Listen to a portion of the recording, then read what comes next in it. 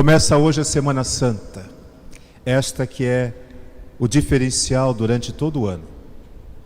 Por isso, convido vocês a guardarem nesta semana tempo e condições para observarem os mistérios que celebramos, porque ao participarmos deles, fazemos parte de tudo isso que Deus nos quer mostrar. É só assim que nós compreenderemos, vivendo, participando. Gostaria de trazer presente alguns elementos das leituras que nós ouvimos hoje, para que ficassem guardados durante a semana. Essa leitura da Paixão de Cristo, segundo São Marcos, é a mais resumida de todos os evangelistas. O Evangelho de São Marcos é o mais resumido. Ele tem essa preocupação de chegar de imediato ao coração das pessoas, então ele resume os acontecimentos, para que assim pareçam mais fáceis de serem lembrados.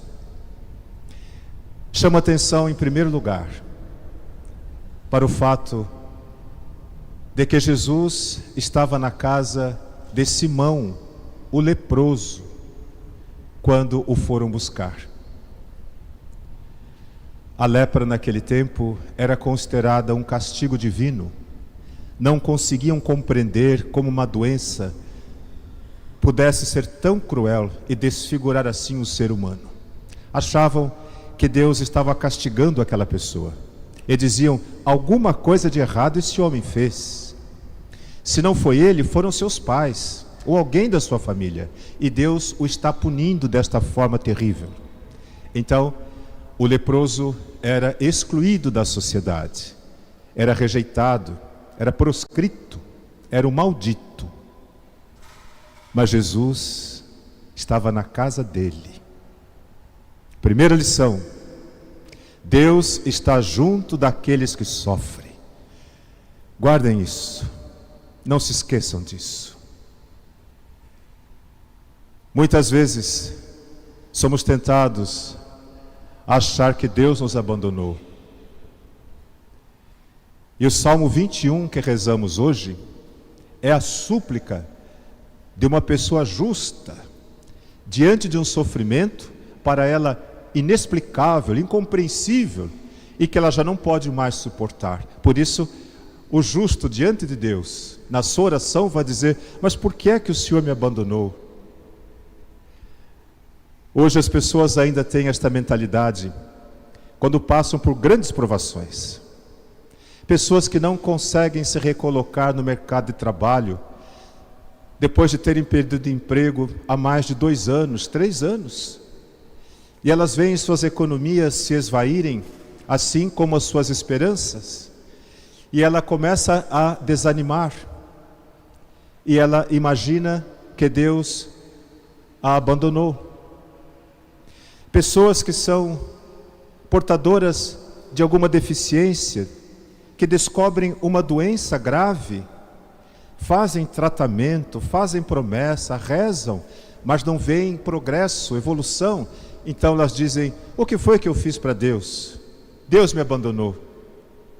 E assim, de muitas maneiras, nós que buscamos o bem e a verdade, deixamos-nos trair na hora da dor, na hora do medo, na hora da angústia. E justamente quando precisamos ter mais presente em nós a força de Deus, nós o negamos. Então, a primeira lição: Jesus está na casa de Simão o leproso. Aqueles que eram considerados malditos receberam de Jesus o privilégio da sua presença constante.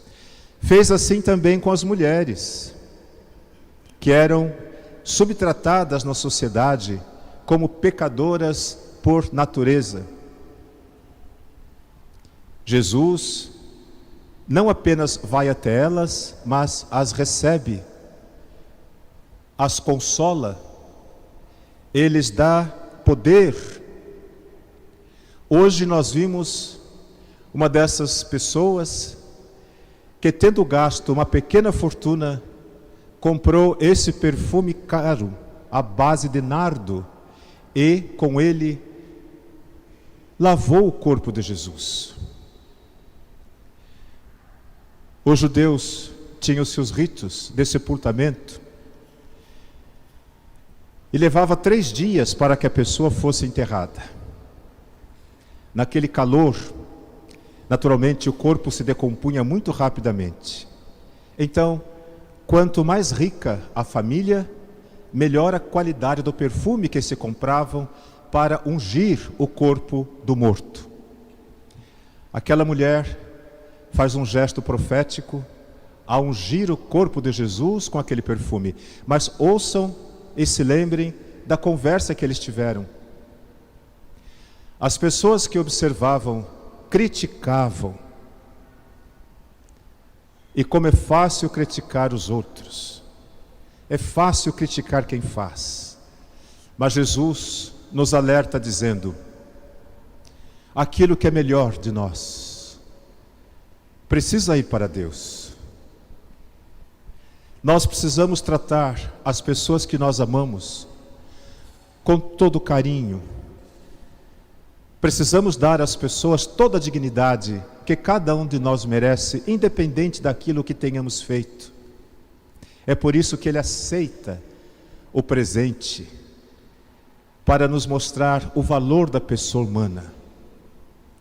300 moedas de prata, uma pequena fortuna, perto das 30 moedas de prata que Judas recebeu pela sua traição. E aqui eu quero entrar no segundo aspecto que eu gostaria que ficasse. O primeiro é esse: Deus está perto daqueles que precisam, daqueles que o buscam na sinceridade do seu coração. Deus não julga, Deus não condena, Deus não castiga, Deus socorre, Deus abençoa, Deus está junto daqueles que sofrem.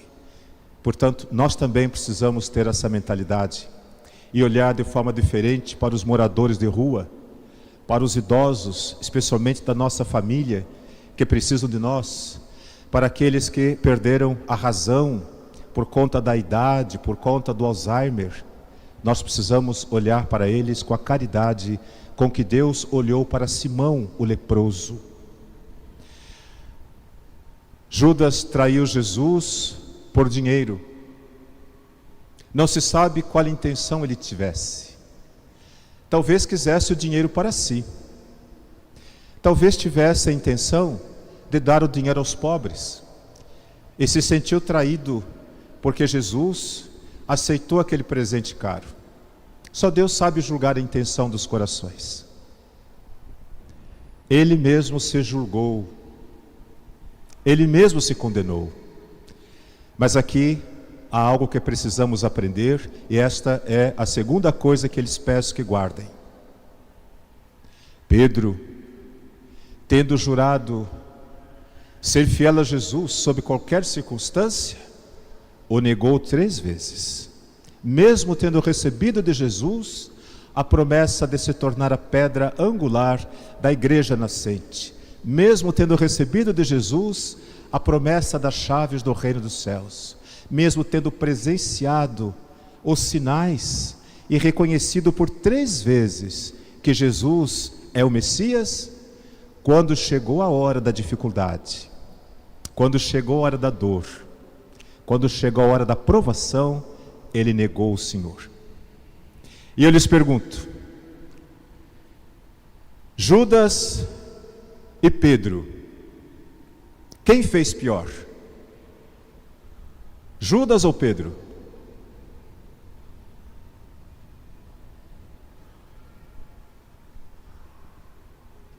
Não importa. O que importa é o que cada um fez depois. Pedro, arrependido, buscou a Jesus, acreditou no seu perdão, na sua misericórdia, na sua compaixão. Judas não. Judas não se perdoou, não acreditou que Jesus o pudesse perdoar. E aqui está a segunda lição. Ou nós acreditamos em Jesus, no seu poder de nos salvar, ou tudo o que fazemos é um teatro. Tudo o que fazemos é só exacerbar a nossa vaidade, nossos orgulhos, nossa falsa pretensão de bondade. Jesus é o Senhor de nossas vidas. E Ele tem para nós esse projeto. E espera que cada um de nós o possa realizar a despeito das suas fragilidades, dos seus medos. A provação, ainda que nos derrube, não pode nos afastar dessa convicção de que Deus nos ama. E não importa o que fizermos, Ele permanecerá fiel a nós, não nos abandonará, não nos condenará. Tudo o que Ele pede é que o busquemos na sinceridade do seu coração. Assim fez Pedro, e se tornou de fato aquilo para o qual Jesus o havia destinado. O sinal, a pedra fundamental da igreja, sobre a qual hoje nós existimos. Terceiro aspecto que eu quero que vocês guardem no coração. Este é muito importante. As pessoas que foram tocadas por Jesus, que se aproximaram dele de forma verdadeira, o conheceram no coração. As pessoas que ouviram falar de Jesus tinham dele uma impressão.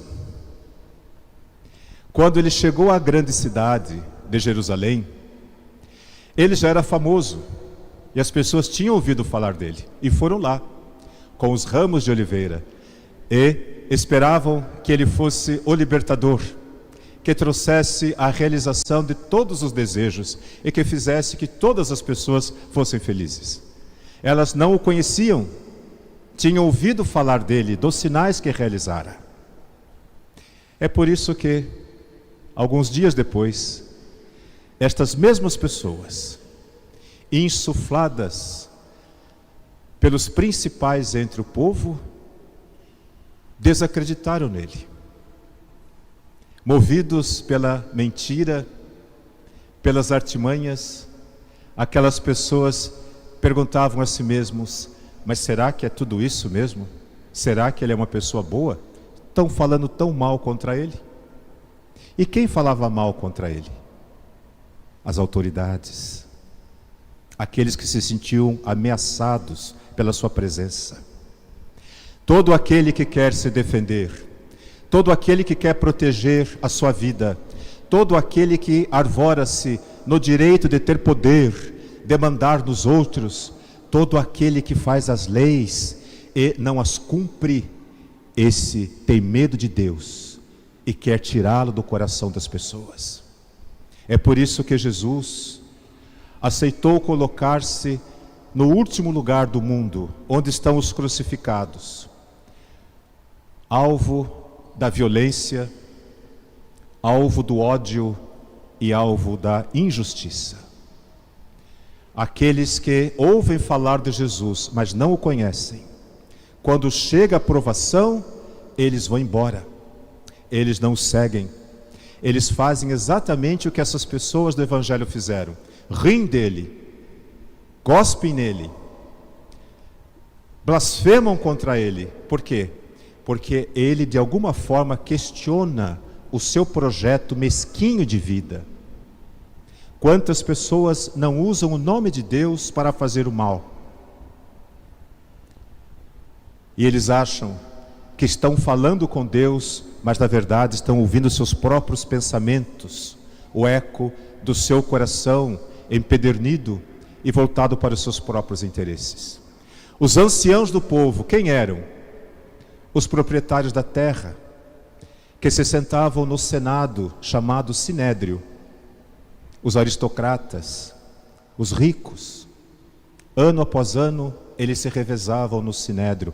Ninguém podia entrar, a não ser aquele cuja família tinha uma cadeira cativa. O que é que eles faziam? As leis do país.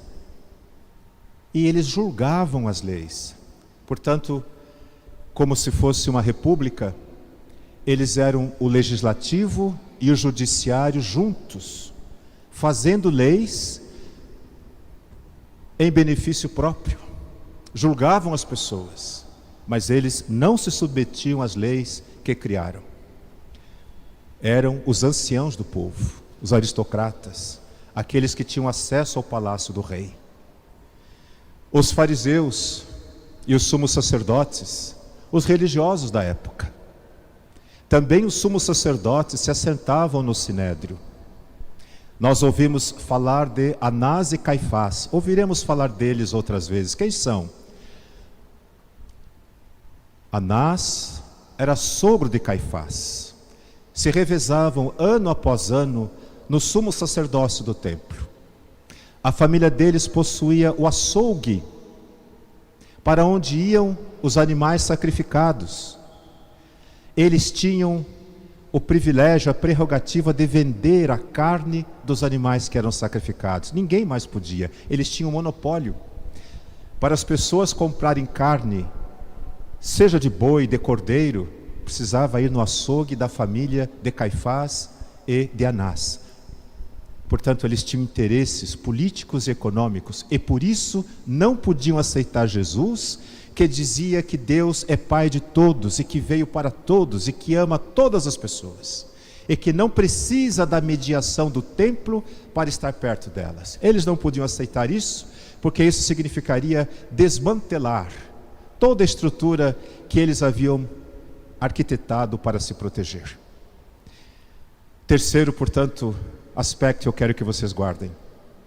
Quem não conhece Jesus, quem acha que o conhece, que ouviu falar dele, se deixa levar pelas fake news, pelas deep news,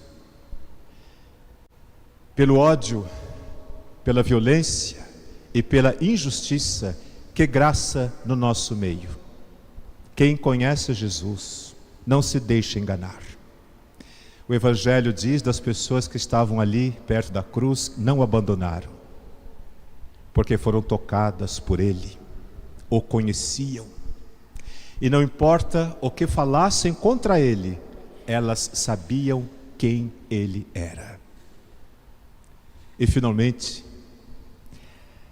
chama atenção para a figura desse homem chamado José de Arimateia, um aristocrata, um homem que tinha lugar no sinédrio, um rico proprietário de terra.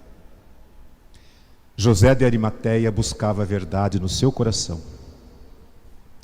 E ele fez campanha junto aos seus pares para que o julgamento de Jesus fosse feito segundo as normas, segundo as leis, porque ele tinha se entrevistado com Jesus.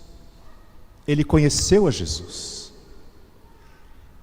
Mas o sinédrio desconsiderou, fez o julgamento de Jesus à noite, o que era proibido, as portas fechadas, e o condenaram. José de Arimateia é esse que venceu o medo de se indispor contra os seus pares, foi contra a orientação da sua classe social e pediu o corpo de Jesus para que o pudesse sepultar com dignidade. Portanto, não importa se a pessoa é rica ou pobre, se ela é preta ou se ela é branca, se ela é do mundo ocidental ou oriental, qualquer um que busca a verdade encontra a Jesus. E quem encontra Jesus, encontra-se a si mesmo. E nada, e nem ninguém nesse mundo pode destruir esta pessoa, porque ela encontrou a razão da sua vida.